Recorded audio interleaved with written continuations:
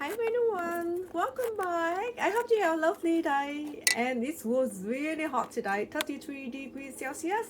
And in this video, you can see I'm working very hard. I'm trying to get rid of the roots or the plants of the raspberries. So if you watch my video for a while, on my channel for a while, you might recognize this area that I had some containers of the raspberry.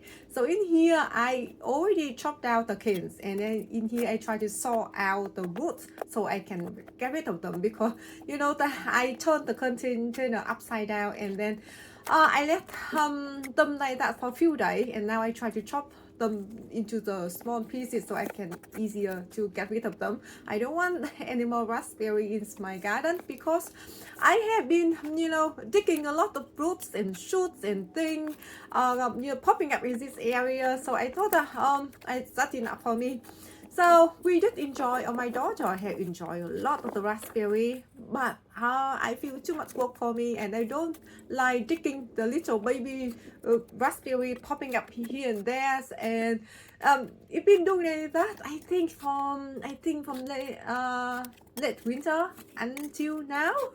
So I got one persimmon tree. I really want to plant it somewhere in the garden. So I got rid of the raspberry roots, and hopefully not many roots still underneath there. I just hope that whenever they're popping up, I can able to dig them out. Anyway, so I try to clean out this area, and then I try to dig the topsoil up and to make it like a hole so I can plant the persimmon tree. So this persimmon tree, the rootstock I got I think 2 years ago, or even maybe just 3 years ago, from a lady from gardening group. And then Vanessa, she often commented under my video. I'm not sure if you recognize her, but she came over to my place a few months ago. I think it was like in September. She helped me to grab the full persimmon on the rootstock of the persimmon tree. So yeah, she grabbed she grabbed 3 sequins, and 2 looks beautifully. I will give you the close-up later on, so you could see they all grow beautiful and very healthy, and it looks seem like happy enough. But I did notice that some of the leaves, they look a little bit pale and yellowish. So I thought that I'm gonna try to plant in the ground. So at the end, I decided to plant this area. So I dug up the topsoil. I didn't want to dig into the clay soil, and yeah, I dug the hole quite big, and then I just fill up the holes with the topsoil that I got, or I dug around the area. Surprisingly, it didn't take me too much work to dig up the holes, because I think the topsoil, and with the time I water the raspberries, and the water ran down and keep the soil quite moist, so it was easy enough for me to dig the hole. Anyway, in here you can see that I try to get I try to fill the hole with the topsoil as well. And I didn't want to use manure or other compost to put in the holes, because a lot of people, they say that they be on the internet, if we put the manure in the holes, or the compost in the hole, and the plant tend to just stay in the hole, not spread the roots out to searching or reaching over nutrients and water. So lately I'm trying to do that. I'm not add anything in the hole, and you will see that I just fill up with just the topsoil. I heard that persimmon tree, it can have a very big tap roots, and I have been thinking about, I don't want it to destroy our sewage, the sewage pipe, because this area quite close to our bathroom and the toilet, and it might sending down very long tap root and then searching for the water. Anyway, I'm dealing with that in the future, but for now the tree will take I think at least 4 or 5 years at least to get it to very big size. I hope in the next few years this tree give me a lot of fruits. We all love persimmon, so I use some of the rocks that I used in the past for the footpath garden, but I will ask to remove them. So anyway, I still have those rocks, so I thought that I can use for this project. Somehow I think it's nice and cute, and I think it's a great great help to hold the soil together for the persimmon. So when it's rained and the soil or not falling anywhere and stay neat and tidy. You can see I put some box next to the timber, the timber of the garden bed. So I hope that I just give the barrier between the soil and the timber, and so the box in between that will help the timber last longer, because the water or the dams are not constantly touching the timber. So in here, I'm nearly finished the garden bed actually. Oh, don't go anywhere, because at the end of the video, I went through the shot of the drone. Drone and the fly in my garden, and you can see that drone fly on the top and capture some beautiful scenery of my garden and my house too. I never get it done before. Just the friends came over the other day, and then he was very nice. He tried to help and try to get the nice shot and all nice video. I think I think maybe one day I would like to get a drone, maybe get my husband to practice and to fly it sometime. So if you grow persimmon in the third year, you do need to make sure your persimmon trees stay moist. And the crucial part is you don't want it to have waterlogged. And for me, anyway, it's very easy tree to grow. When it's in the fruiting season, you do need to protect your fruit from the bat or from the rat. In my area, typically the rat, because last year and the year before, the rat tried to eat a lot of my persimmon. I don't fertilize my persimmon much, maybe 1 or 2 buckets of the compost, either mushroom compost or the homemade I made from the kitchen square. Oh thanks guys, it's still very sunny at the moment, around 5 p.m. You can see 5 p.m. and this area still have a lot of sun.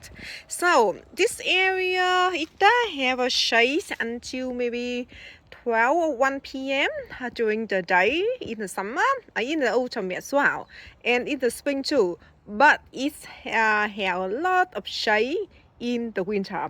So I think it should be fine, because as long as I want a lot of sunshine in the summer and the autumn, because at the time the fruit is ripening and developing. You can see the garden bed look quite neat and tidy next to the timber garden bed, and I still have this kind like raspberry. I just turned the plant upside down, so hopefully you will kill it eventually. So over here, I want to show you 2 grafting area that they survive or growing beautiful at the moment. So you can see, so Vanessa, the 3 grafting area for me. One underneath here, this one did not survive, but I got this one and grow beautifully into the branch over here. Now before the branch and the other branches over here, they grew very tall. I cut them off. You can see I cut them off because I want the plant kept pushing out a little bit. So you can see this second grow beautifully, and this one you can see that this one grow beautifully. And then I got I got the main one, and after that he's sending out this branch and some other little branches over here as well. You can see now they're looking so good. So over here I still have 2 more rootstock canes of rootstock branches. This one and the one over here. So I did ask her that if she could come over maybe in the spring as well, and she could grab 2 more sequins on these 2 branches for me, so that could be wonderful. So yeah, you can see that looking so good. And now I got kind of 3 plants because the rootstock plant, I didn't buy it. The lady she want to graft it on the variety that she like, but she didn't have time to to do it. And after that, Vanessa, she was so nice and so kind. She offered, she came and she grabbed the sequence on for me, and you could see they're looking really good on the branches. But on the top here, let me show you, the leaf look a little bit yellow, and this coloration, I thought maybe nitrogen deficiency or some kind of other deficiency. But also this one, before staying next to our back door, doesn't have much of sunlight at all. So maybe, I don't know, maybe lack of sunlight, I'm not sure. But also I highly recommend you, like after you graft or you can have your tree grafted, it could be better if you put your tree in the area that's nice and cool, not too much direct sunlight shine to the grafting area. So you know, the cutting or the second haircut time to develop, and not too stress and not too dry out in the heat or in the warm temperature. Anyway, so you can see I have some kind of sugar cane and other, I don't know, bit here and bit there. I took from the garden bed over here. I brought over here. I put the thin layer at the base of the plant and keep the moisture in a little bit until I have time to go to get some mulch from runnings. But lately I'm trying not to. I try to do a lot of chop and drop. You know, I can use a daily branches on stem, and either the other fruit tree I trimmed them the other day. I can use it like for mulch of my other rose container over here. Anyway, you can see the tree looking wonderful, right? Thank you so much, Vanessa. Anyway, so today is 33 degrees Celsius. The garden or a lot of roses, they're looking tired. By the way, let me show you. This bowl is called Charlotte. This is David Austin bowl I bought, I think, 2 years ago. I talked with you this bowl, maybe one of the road tour, or yeah, I think it's road tour video. So I decided to plant this garden bed because I really want to plant it somewhere it has potential to grow with their poolside, and somewhere it's happy too. So anyway, this one take one little spot of the garden bed over here. I do want to plant garlic in this garden bed though. Maybe next week or so when I have time to do it. This garden bed is very big. My father-in-law, he did a really good job. The garden bed, I think maybe 1.5 meter width and over 2 meter long. Deep from here go all the way over there, and it's good size actually. I have time, or I have room to plant a lot of garlic in this garden bed. The corner over there though doesn't have much of sun during the winter. I mean, the sun come out all the way over here. I mean, all the way further back toward me, but doesn't have much sun at the back over there. So I will not plant the garlic further back over there. Anyway, so now it's time for the drone shot, shall we? I hope you enjoy it.